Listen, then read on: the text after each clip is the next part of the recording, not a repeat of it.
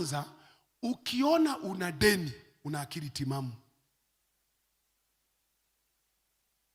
Ndio, yani kipimo cha kwamba wewe sio zuzu, kakope. Ukiona wamekupa una akili. Unafikiri kichana anaweza kaingia banki wakampa hela? Kwa nini wewe ulienda wakakupa? Ziko timamu. Hakuna haja, kwa sababu kwanza hujaiba. Ulienda ukakopa, ufanye biashara, imekataa. Mwambie nitalipa pole pole, nitapambana. Lakini mimi siwezi kukosa kulala usingizi. Ngoja nikuulize, hivi Kenya inadaiwa trilioni ngapi? Nderito 10 trilioni. Unamuona Ruto halali? Gachagua halali?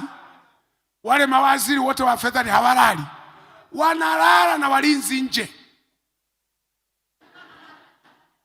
Sasa wenye trilioni 14 wanalala, alafu wewe 100,000, 200,000 eti hurari, eti osini. Hukuiba.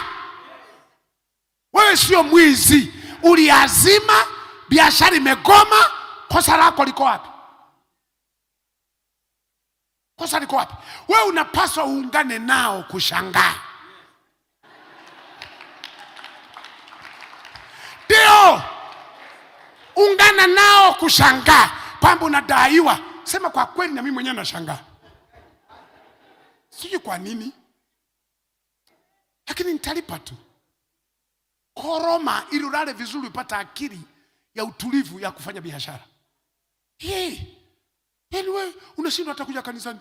Mimi na madeni, mimi na madeni. Nani alikwambia wanaodaiwa mikopo ya benki hawaendi mbinguni? Nani? Nani alikwambia hawaendi? Kwa sababu hujaiba. Kwanza wanasema mtu aliye kamili madeni ni lazima. Kwa sababu kikubwa, kopa, weka kwenye malengo. Kama yameharibika hizo okay, lakini uwe na malengo. Shida ni wale ambao anakopa hela, ametoka benki anasema sijara kiti moto, nguruwe. Anasema kuna magauni sijawahi kuvaa, anaweka hapo. Kuna nini. Kuna suti za kama Amos. Sio kuna nini. Huo ndio ujinga. Pesa ya mkopo sio yako. Ni pesa ya watu. Usikubali kutoa pale kwenye mkopo kwenda kununua nyama, kwenda kununua nguo, kwenda kufanya. Ile hela sio yako. Amen. Ndio. Sasa wewe unaumia eti kwa sababu una madeni. Ndio una stress, ndio unataka kufa. Unakufa ili watoto wako tu naja awale. Mwambie mwenye deni, nipe muda. Amen. Nipe muda, nitalipa. Lakini siwezi kukosa usingizi eti kisa nadaiwa. Tembea kifua mbele. Sema walio na akili Nairobi na mimi nimo. Kwa sababu na benki imeniamini, na watu wameniamini, wamenipa hela, natembea kifua mbele, nitalipa pole pole. Kwanza tuna bahati huko Afrika. Wale ambao mmewahi kufika Ulaya na kukaa Ulaya kidogo, Marekani, sijui huko UK, unajua zile nchi ni wajanja sana. Kila kitu cha thamani hawaruhusu ununue keshi. Keshi haipo kule. Kwanza ukinunua gari keshi, serikali inakuita. Umepata wapi hela? Fafanua. Wao kila kitu mkopo. Unakopa gari la kwanza wanakupa, utalipa pole pole. Nakopa na la mama, chukua. Nakopa na la mtoto, chukua.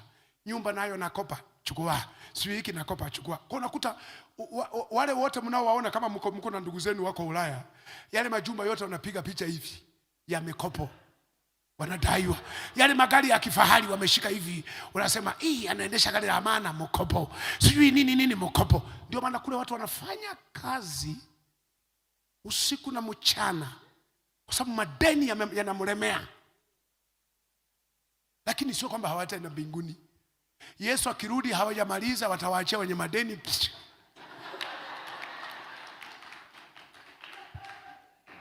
Ndio.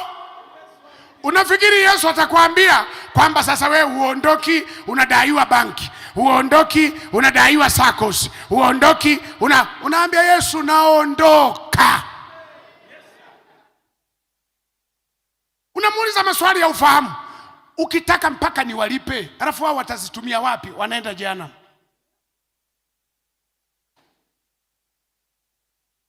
Amen. Na wengine wameokoka wananidai, lakini wote tunaenda mbinguni. Sasa watatumia wapi? Hiyo imeisha. Amen. Tembea kifua mbele, usiache kanisa, usimwache Mungu, usikose maombi. Sijui ulikuwa unaamka usiku naomba eti madeni yamekunyamazisha. Ulikuwa unakuja kazi eti madeni yamefanya nini? No, kubali matokeo. Daudi akasema mwanangu amekufa. Shughuli imeisha. Leta chakula. Kara, kaoga, piga suti. Hekaruni. Kasali huko, sijui walichoongea na baba. Yawezekana alisema mzee, ila hapa umepiga penyewe. Umenichukulia kale katoto. Yawezekana Mungu alisema lakini ulisababisha. Ni kweli. Akarudi yuko sawa.